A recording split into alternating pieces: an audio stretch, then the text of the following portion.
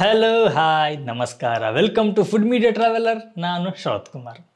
ಸ್ನೇಹಿತರೆ, ನಾವು ಸಾಮಾನ್ಯವಾದಂಥ ಜ್ವರ, ಶೀತ, ಕೆಮ್ಮು, ನೆಗಡಿಗೆಲ್ಲ ಆಸ್ಪತ್ರೆಗೆ ಹೋಗ್ತೀವಿ. ಕೆಲವೊಂದು ಸೀರಿಯಸ್ ಆಗಿದ್ದರೆ ಕೆಲವೊಂದು ಸಾಮಾನ್ಯವಾಗಿರುತ್ತೆ. ಈ ಸಾಮಾನ್ಯವಾದಂಥ ಶೀತ, ನೆಗಡಿ, ಕೆಮ್ಮು, ಜ್ವರ ಇದಕ್ಕೆಲ್ಲದಕ್ಕೂ ಒಂದೇ ಒಂದು ಔಷಧಿ ಅಂತಂದರೆ ನಾವಿವತ್ತು ತೋರಿಸುವಂಥ ಒಂದು ಕಷಾಯ. ತುಂಬ ಈಸಿಯಾಗಿ ಮನೆಯಲ್ಲಿರುವಂತಹ ಸಾಮಾನ್ಯವಾಗಿ ನಾವು ಅಡುಗೆಗೆ ಯೂಸ್ ಮಾಡುವಂಥ ಇಂಗ್ರೀಡಿಯೆಂಟ್ಸನ್ನು ಉಪಯೋಗ ಮಾಡ್ಕೊಂಡು ಒಂದು ಕಷಾಯವನ್ನು ಮಾಡ್ಬೋದು. ತುಂಬ ಎಫೆಕ್ಟಿವ್ ಆಗಿರುತ್ತೆ. ಹಾಗೆಯೇ ಸಣ್ಣ ಮಕ್ಕಳಿಂದ ದೊಡ್ಡವ್ರ ತನಕ ಪ್ರತಿಯೊಬ್ಬರು ಯಾರು ಬೇಕಾದರೂ ಕುಡಿಬೋದು. ಹಾಗೆಯೇ ನಮ್ಮ ಹೆಲ್ತಿಗೆ ಯಾವುದೇ ರೀತಿಯ ಸೈಡ್ ಎಫೆಕ್ಟು ಇಲ್ಲದೇ ಇರುವಂಥದ್ದು. ತುಂಬ ಈಸಿಯಾಗಿ ಮಾಡ್ಬೋದು, ತೋರಿಸ್ಕೊಡ್ತೀನಿ. ಅದಕ್ಕಿಂತ ಮುಂಚೆ ನೀವು ನಮ್ಮ ಚಾನಲ್ಗೆ ಹೊಸಬರಾಗಿದ್ದರೆ ಇವಾಗಲೇ ಸಬ್ಸ್ಕ್ರೈಬ್ ಮಾಡ್ಕೊಳ್ಳಿ. ಹಾಗೆಯೇ ಪಕ್ಕದಲ್ಲಿ ಬೆಲ್ ಐಕನ್ನ ಕ್ಲಿಕ್ ಮಾಡಿ ಆಲ್ ಆಪ್ಷನ್ನ ಸೆಲೆಕ್ಟ್ ಮಾಡ್ಕೊಂಡು ನಮ್ಮ ಇದೇ ರೀತಿಯ ಪ್ರತಿಯೊಂದು ವೀಡಿಯೋಗಳ ನೋಟಿಫಿಕೇಶನ್ ಪಡೆಯಬಹುದು. ವೀಡಿಯೋ ಮಿಸ್ ಮಾಡಿದ್ರೆ ಮೊದಲು ನೀವು ನೋಡ್ಬೋದು. ಸ್ನೇಹಿತರೆ, ನಾವು ತುಂಬ ಹಿಂದಿನ ಕಾಲಕ್ಕೆಲ್ಲ ಹೋದಾಗ ಯಾರು ಆಸ್ಪತ್ರೆಗಳಿಗೆ ಹೋಗ್ತಾ ಇರಲಿಲ್ಲ. ಮನೆಯಲ್ಲಿರುವಂತಹ ಸಾಮಾನ್ಯವಾಗಿ ನಾವು ಪ್ರತಿನಿತ್ಯ ಯೂಸ್ ಮಾಡುವಂಥ ಇಂಗ್ರೀಡಿಯೆಂಟ್ಸ್ನ ಉಪಯೋಗ ಮಾಡಿಕೊಂಡು ಕಷಾಯನ ಮಾಡಿ ಕುಡಿತಾ ಇದ್ರು. ಇದರಿಂದ ಜ್ವರ, ಶೀತ, ಕೆಮ್ಮು, ನೆಗಡಿ ಪ್ರತಿಯೊಂದು ಸಹ ಕಡಿಮೆ ಆಗ್ತಾ ಇತ್ತು. ಆದರೆ ಈಗ ನಾವು ಸಣ್ಣದಾಗಿ ಒಂದು ನೆಗಡಿ ಬಂದರೂ ಕೂಡ ನಾವು ಆಸ್ಪತ್ರೆ ಓಡೋಗ್ತೀವಿ. ಯಾಕಂದರೆ ಹೆಚ್ಚು ಭಯ ಇರುತ್ತೆ ಒಂದು. ಎರಡನೇದಾಗಿ ನಾವು ಮನೆಯಲ್ಲಿ ಮನೆಮದ್ದನ್ನು ಮಾಡಿ ಕುಡಿದು ನಮಗೆ ಕಡಿಮೆ ಆಗುವಷ್ಟು ತಾಳ್ಮೆ ಇರೋದಿಲ್ಲ. ಆದರೆ ಈ ಮನೆಮದ್ದುಗಳು ನಮ್ಮ ಆರೋಗ್ಯಕ್ಕೆ ತುಂಬಾ ಯೂಸ್ಫುಲ್ ಆಗುತ್ತೆ. ಹಾಗೆ ನಮ್ಮ ಅಂಗಾಂಗಗಳನ್ನು ಕಾಪಾಡುತ್ತೆ. ಸಾಮಾನ್ಯವಾಗಿ ನಾವು ತಗೊಳ್ಳುವಂಥ ಮಾತ್ರೆಗಳಿಂದ ನಮ್ಮ ಅಂಗಾಂಗ, ಹೆಚ್ಚಾಗಿ ಕಿಡ್ನಿಗೆ ತುಂಬಾ ಪೆಟ್ಟು ಬೀಳುತ್ತೆ. ಆದರೆ ಈ ಮನೆಮದ್ದುಗಳಿಂದ ನಮ್ಮ ಆರೋಗ್ಯ ಇನ್ನೂ ಹೆಚ್ಚಾಗುತ್ತೆ. ನಮ್ಮ ಅಂಗಾಂಗಗಳ ಆರೋಗ್ಯ ಸಹ ಚೆನ್ನಾಗಿರುತ್ತೆ.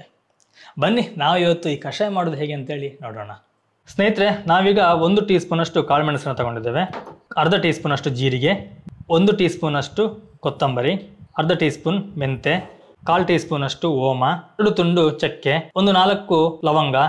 ಇದಿಷ್ಟನ್ನು ನಾವೀಗ ಹಾಕಿ ಇದನ್ನು ಚೆನ್ನಾಗಿ ಗುದ್ದಬೇಕು. ನಾವು ಚೆನ್ನಾಗಿ ಇದನ್ನು ಪುಡಿ ಮಾಡ್ಕೊಳ್ಳೋಣ. ನೋಡಿ, ನಾವು ಇದನ್ನೀಗ ಇಷ್ಟು ಸಣ್ಣದಾಗಿ ಜಜ್ಜಿಕೊಂಡಿದ್ದೇವೆ. ನಿಮಗೆ ಸಣ್ಣ ಪೌಡ್ರ್ ಮಾಡಬೇಕಂತಿಲ್ಲ. ಪೌಡ್ರ್ ಆದರೆ ಒಳ್ಳೆಯದು. ಒಂದೆಲ್ಲ ಪೌಡ್ರ್ ಆಗಲಿಲ್ಲ ಅಂದರೆ ಇಷ್ಟು ಜಜ್ಜಿಕೊಂಡ್ರೆ ಸಾಕು. ನೋಡಿ ನೋಡಿ, ಇಷ್ಟು ಜಜ್ಕೊಂಡ್ರೆ ಸಾಕಾಗುತ್ತೆ. ಸ್ನೇಹಿತರೆ, ನಾವಿದಕ್ಕೀಗ 4 ಲೋಟೆಯಷ್ಟು ನೀರನ್ನು ಹಾಕೊಳ್ತಿದ್ದೇವೆ.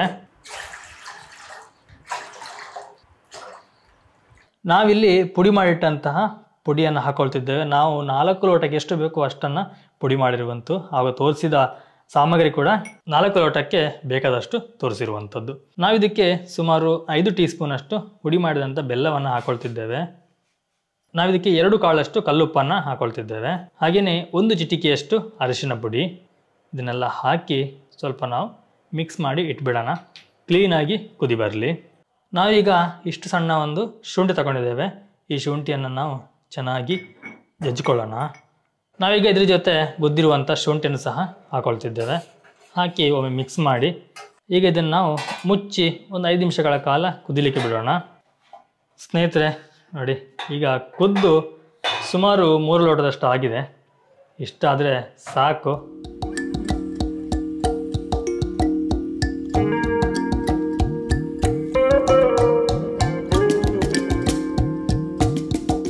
ಸ್ನೇಹಿತರೆ, ನೋಡಿದ್ರಲ್ಲ, ತುಂಬ ಈಸಿಯಾಗಿ ಮಾಡುವಂಥ ಒಂದು ಕಷಾಯದ ರೆಸಿಪಿಯಾಗಿತ್ತು. ಕಷಾಯ ರೆಡಿಯಾಗಿದೆ. ನಾನು ಟೇಸ್ಟ್ ನೋಡ್ತೀನಿ ಮೊದಲು. ಕಷಾಯವನ್ನು ಅಥವಾ ಔಷಧಿಯನ್ನು ನಾವು ಟೇಸ್ಟ್ ಮಾಡಬೇಕಾಗಿಲ್ಲ. ಆ್ಯಕ್ಚುಲಿ ನಾನಿಲ್ಲಿ 1 ಟೀ ಕಪ್ನಲ್ಲಿ ಫುಲ್ ಗ್ಲಾಸ್ ಅಂತ ತಗೊಂಡಿದ್ದೇನೆ. ಆದರೆ ಇಷ್ಟನ್ನಂತೂ ನಾವು ಕುಡಿಯೋದಿಲ್ಲ. ಆ್ಯಕ್ಚುಲಿ ಈ ಕಷಾಯವನ್ನು 1/4 ಗ್ಲಾಸ್ನಷ್ಟು ನಾವು ಕುಡಿದ್ರೆ ಸಾಕಾಗತ್ತೆ. ಸಣ್ಣ ಮಕ್ಕಳು ಅಂತಂದರೆ ಒಂದು 3-4 ಚಮಚ ಕುಡಿಸಿದ್ರೆ ಸಾಕಾಗತ್ತೆ.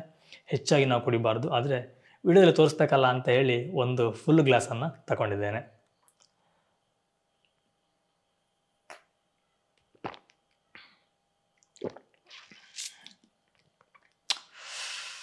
ತುಂಬ ಚೆನ್ನಾಗಿದೆ,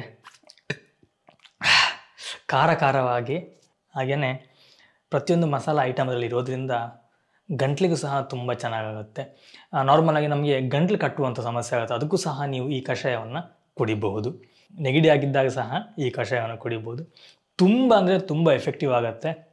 ನೀವು ಕೂಡ ಮನೇಲೊಮ್ಮೆ ಟ್ರೈ ಮಾಡಿ ಆಮೇಲೆ ನಿಮಗೆ ಹೇಗೆ ಅನಿಸ್ತಾ ಅನ್ನೋದು ನನಗೆ ಕಮೆಂಟಲ್ಲಿ ತಿಳಿಸಿ. ಯಾಕಂದರೆ ಪ್ರತಿಯೊಂದು ಕೂಡ ವ್ಯಕ್ತಿಯಿಂದ ವ್ಯಕ್ತಿಗೆ ಚೇಂಜ್ ಆಗ್ತಾ ಇರುತ್ತೆ. ನನ್ನ ಟೇಸ್ಟಿಗೂ ನಿಮ್ಮ ಟೇಸ್ಟಿಗೂ ಇನ್ನೊಬ್ಬರ ಟೇಸ್ಟಿಗೂ ತುಂಬಾ ಡಿಫ್ರೆನ್ಸ್ಗಳಿರುತ್ತೆ. ಆರೋಗ್ಯ ವಿಷಯದಲ್ಲಿ ಕೂಡ ಹಾಗೆ. ನನಗಾದಂತಹ ಒಂದು ಕಷಾಯ ಇನ್ನೊಬ್ರಿಗೆ ಆಗಬೇಕಂತಿಲ್ಲ, ಅಥವಾ ಒಬ್ರಿಗಾದದ್ದು ಇನ್ನೊಬ್ರಿಗೆ ಆಗಬೇಕಂತೇನಿಲ್ಲ. ಹಾಗಾಗಿ ನೀವು ನನಗೆ ಕಮೆಂಟಲ್ಲಿ ತಿಳಿಸೋದ್ರಿಂದ ನನಗೆ ತಿಳ್ಕೊಂಡಾಗತ್ತೆ. ಎನಿವೆ ಸ್ನೇಹಿತರೆ, ಈ ಒಂದು ಮಾಹಿತಿ ನಿಮಗೆ ಇಷ್ಟ ಆಗಿದೆ ಅಂತ ಅಂದ್ಕೊಳ್ತೀನಿ. ಇಷ್ಟ ಆಗಿದ್ರೆ ಒಂದು ಲೈಕ್ ಕೊಡಿ, ಹಾಗೆ ಚಾನಲ್ಗೆ ನೀವು ಸಬ್ಸ್ಕ್ರೈಬ್ ಆಗಲಿಲ್ಲ ಅಂದರೆ ಸಬ್ಸ್ಕ್ರೈಬ್ ಮಾಡಿಕೊಡಿ. ಹಾಗೆ ವಿಡಿಯೋ ನಿಮಗೆ ಯೂಸ್ಫುಲ್ ಅಂತ ಅನಿಸಿದ್ರೆ ಒಂದು ಲೈಕ್ ಕೊಡಿ. ನಾನು ನಿಮಗೆ ಮುಂದಿನ ಒಂದು ವಿಡಿಯೋ ಸಿಗ್ತೀನಿ, ಒಂದೊಳ್ಳೆ ರೆಸಿಪಿ ಅಥವಾ ಒಂದೊಳ್ಳೆ ಗಿಡಮೂಲಿಕೆ ಅಥವಾ ಒಂದು ಒಳ್ಳೆಯ ಇನ್ಫಾರ್ಮೇಷನ್ ಜೊತೆ. ಥ್ಯಾಂಕ್ ಯು, ಬಾಯ್ ಬಾಯ್, ನಮಸ್ಕಾರ.